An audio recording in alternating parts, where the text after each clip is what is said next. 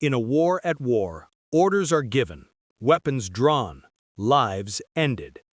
In the Pacific theater of World War II, one soldier chose a different path, a man who refused to kill. But his story was far from simple avoidance. It was a conviction. It was a crisis. It almost cost him a court-martial. This is the story of the soldier who refused to kill, the forgotten court-martial of World War II. Born 7 February 1919 in Lynchburg, Virginia, Desmond Thomas Doss grew up in a devout Seventh-day Adventist family. From childhood, he held a simple conviction: thou shalt not kill. When the United States entered the war after Pearl Harbor, Doss enlisted on April 1, 1942. He volunteered to serve his country, but not in the traditional role of rifleman. He declared he would serve, but without carrying or firing a weapon. His superiors objected. They believed a soldier must carry a rifle. He faced intimidation, ridicule, and the threat of a court-martial for refusing a direct order to carry a gun. But Doss stood his ground. He said his duty to God came first, then his duty to country. He believed he could save lives without taking them. Training was brutal and unwelcoming for a man refusing the standard role. Fellow soldiers called him crazy. Superiors tried to discharge him for mental unfitness. But Doss insisted he would serve as a medic, not a combatant. There was a moment when officers attempted to court-martial him for refusing to carry a rifle. But bureaucratic complications and Doss's unwavering conviction meant the case didn't go to full trial. Instead, he was allowed to stay as a medic under special waiver. Doss's unit deployed to the Pacific Theater, the 77th Infantry Division. He would soon prove that his non-combatant role did not mean non-dangerous. He walked into the hell of battle. February-March 1945, the Battle for Okinawa, one of the bloodiest in the Pacific.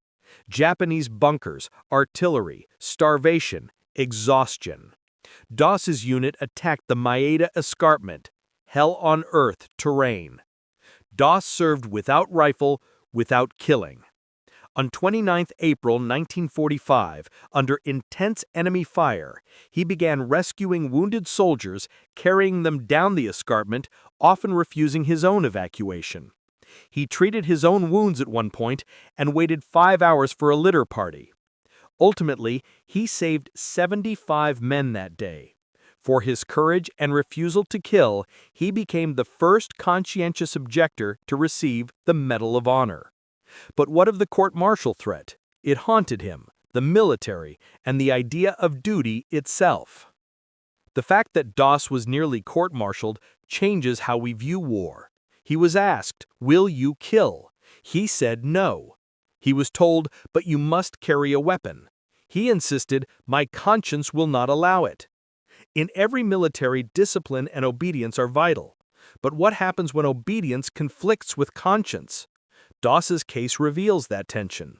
His commanders imagined a worse fate. If he refused a rifle, could he be trusted in battle? Could he be a liability?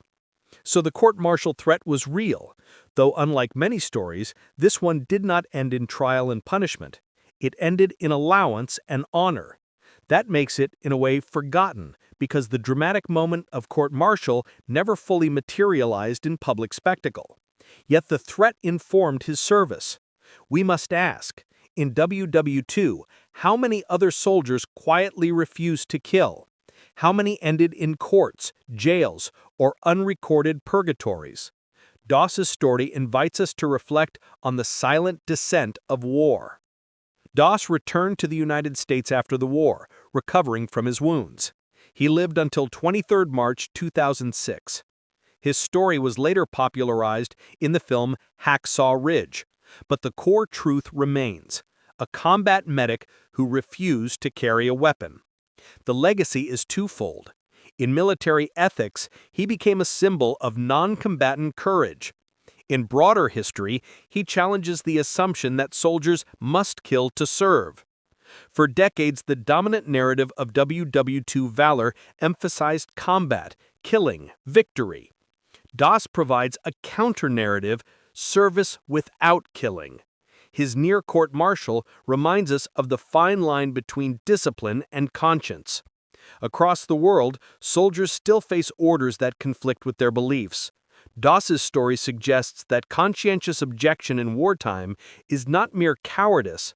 Sometimes it's moral conviction under fire. Let us bring this to Ghana, to Africa, to you. In modern peacekeeping operations, in nation building, in armed conflict, the question remains, must a soldier always carry a rifle? Must the service always include taking life? Doss's example says no. One can serve in the danger zone, save lives, refuse killing, and still face suspicion, hostility, even legal threat. We honor the medics, the pacifists, the dissenters, not to diminish sacrifice, but to broaden our notion of courage. Discipline and obedience matter, but so does conscience. The two must be balanced. Now, as you watch news of conflict, ask, who refuses to kill? Who carries instead medicine, water, hope? And how does that change our understanding of service? Desmond Doss refused to kill. He faced a court-martial threat for doing so. He went into the fiercest battle of the Pacific without a rifle. He saved 75 men that day. He changed our idea of heroism. This is his forgotten court-martial moment, when obedience clashed with conscience, and conscience won. If you found this story moving, please like the video, share it, and subscribe for more deep dives into the hidden stories of WWII. Thank you for watching, and thank you for remembering so we never forget.